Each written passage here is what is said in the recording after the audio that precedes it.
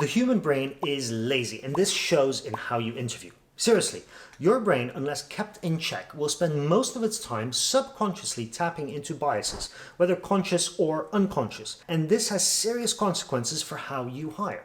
Just consider this. Research has shown that unstructured interviews, which, by the way, are by far the most common interviews across any type of organization, are often the least informative part of a candidate's assessment. Interviewers often quickly jump to conclusions about a person within the first minute of an interview and then spend the rest of the time subconsciously seeking evidence to confirm that initial judgment. This tendency means that a candidate's performance in an interview can largely be determined by the first impression they make, which is often formed well before any substantive questions have been asked. This process is hardly fair or effective for accurately assessing a candidate's suitability for a job, now is it?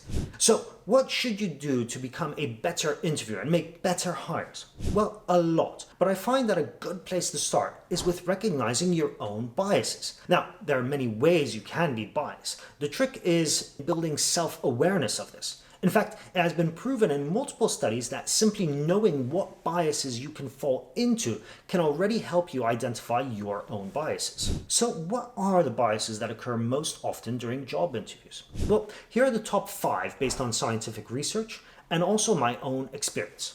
At the top of the list, we have primacy, or a tendency to focus on first impressions.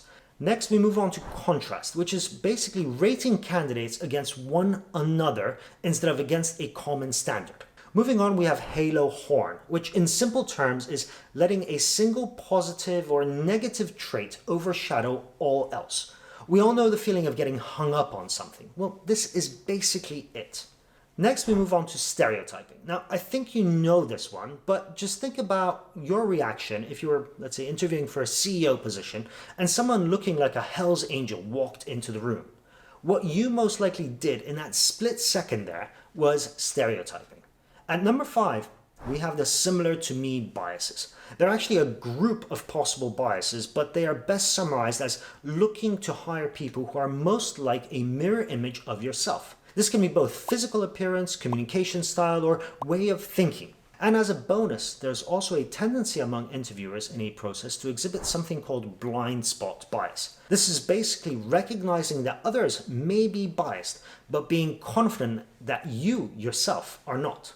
Now, my suggestion would be to not only be aware of these biases, but to also discuss them prior to interviews and question yourself and other interviewers about them during a feedback and hiring discussion meeting.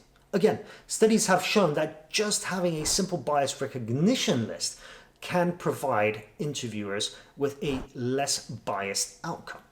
To find out more about how to improve your hiring, check out my next video, linked here.